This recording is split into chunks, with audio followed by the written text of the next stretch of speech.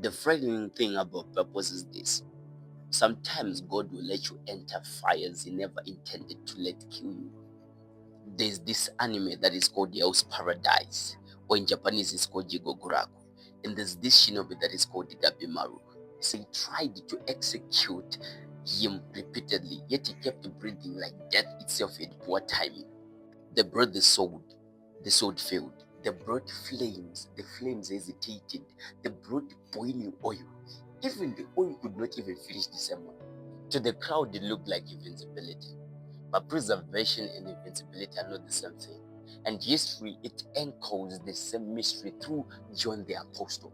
Tradition says under Domitian that John was thrown into boiling oil in Rome and he survived. Later, akabanishwa to Patmos, where exile became revelation and desolation became scripture. There, the heavens akanyathovuleka, and what looked like punishment produced the book of Revelation. But let us be accurate. John was not immortal. Gabimaru was not even untouched. They were preserved.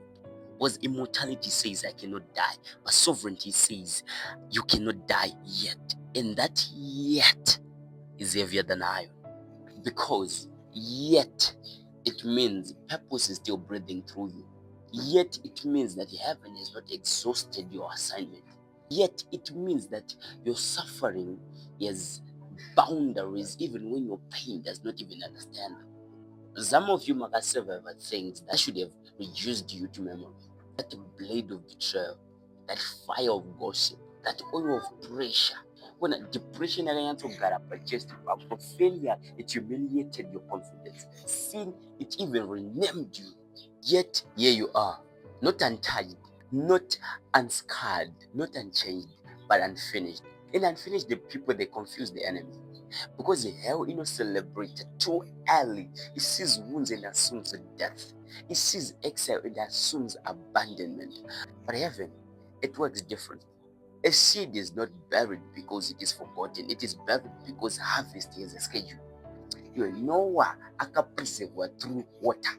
Moses akapreserved through a river. David akapreserved in Muma caves. John was preserved in exile. Different environment, but same sovereignty. And maybe that is the painful truth. Preservation does not always look like protection. Sometimes preservation looks like surviving what should have destroyed you. Rome yakafungidzira kuti it was silencing John. It was escorting him into prophecy. Patmos punishment to men, but to heaven it was a writing desk. Some of you keep cursing environments Mwari yari kushandisa to write your next chapter. That breakup, that loneliness, that humiliation, that closed the door. This season when nobody even called you. The season where Namatoyako sounded like they hit the ceiling and fell back down. Thought it was the end. But sometimes God isolates people before He reveals through them. Here's the proverb that is hidden inside the pain. No weapon finishes what God still intends to use. Not because my weapons they are weak, but because purpose outranks timing. Even Jesus Christ could not be touched before the appointed hour. The cross was not late. The resurrection was not even accidental. Everything moved on divine schedule. And maybe that is why you are still here. Not because we're invincible, not because you're the one strongest person in the room, but because heaven has not closed your file. Mwari vachine chinangwa with your breath. Mwari vachine nangwa with your scars. He has use for your voice. He has use for your testimony. You're not alive because nothing tried to kill you. You are alive because God said, not yet. Sit with that.